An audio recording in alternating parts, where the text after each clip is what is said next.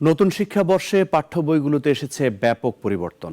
ইতিহাসে অবদান রাখা সকল অংশীদারিত্বের কথা আনা হয়েছে সমানভাবে। বাদ গেছে অতি বন্দনা। ইতিহাসের অংশ হিসেবে যুক্ত করা হয়েছে জুলাই বিপ্লবের গল্প।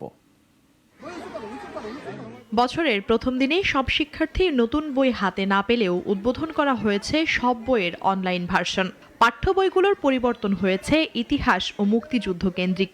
পাশাপাশি বাংলা বইয়ে যুক্ত করা হয়েছে নতুন গল্প, কবিতা এবং ২৪-এর গণ অভ্যুত্থানের গল্প। পঞ্চম শ্রেণীর বাংলা বইয়ে আমরা তোমাদের ভুলব না নামে একটি গল্প রাখা হয়েছে। সেখানে শহীদ তিতুমীর, প্রীতিলতা ওয়াদ্দেদার, ভাষা সৈনিক থেকে শুরু করে বিভিন্ন গণ অভ্যুত্থানে শহীদদের নাম রাখা হয়েছে, যেখানে উঠে এসেছে আবু সাইদ ও মুগ্ধদের অবদান। গণ অভ্যুত্থানের গ্রাফিতিও পাঠ্য বইয়ে সংযুক্ত করা হয়েছে। তৃতীয় শ্রেণীর বাংলাদেশ ও বিশ্ব পরিচয় পাঠ্য বইয়ে আমাদের ৪ নেতা নামে নতুন একটি অধ্যায় যুক্ত করা হয়েছে। এতে ৪ নেতা হিসেবে স্থান পেয়েছেন শেরেবাংলা একে ফজলুল হক, মৌলানা আব্দুল হামিদ খান ভাসানী, হোসেন শহীদ সোহরাওয়ার্দী। সাথে যুক্ত করা হয়েছে বঙ্গবন্ধু শেখ মুজিবুর রহমান।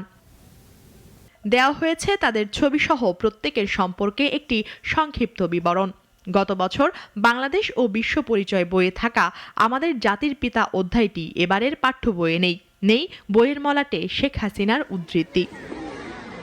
পঞ্চম শ্রেণীর নতুন এই বইয়ে একই অধ্যায়ের পাকিস্তানি বাহিনীর গণহত্যা শীর্ষক লেখায় বলা হয়েছে ২৬শে মার্চ তারিখে মেজর জিয়াউর রহমান চট্টগ্রামের কালুরঘাট বেতার কেন্দ্র থেকে বাংলাদেশের স্বাধীনতা ঘোষণা করেন।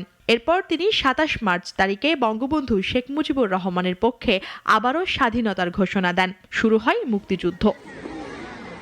এবারের পাঠ্য বইয়ে ছাত্র জনতার অভ্যুত্থান নিয়ে গল্প, কবিতা ও প্রবন্ধ স্থান পেয়েছে।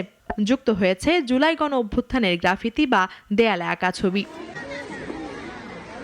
মুনিয়া চুথি, নাগরিক, ঢাকা।